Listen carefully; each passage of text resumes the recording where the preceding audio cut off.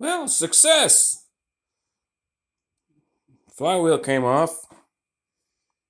Looks kind of not so good in there. It's all just dirty. Really, really dirty in there. I don't know what's going on. With some of these motors, they're just a mess. But what are you going to do?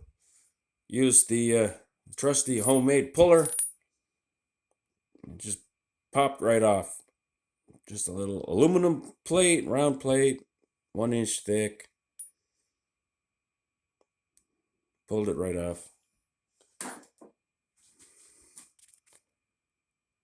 I think those points are dirty. I think. We'll get her all cleaned up. Hopefully, she'll spark. Thanks for watching.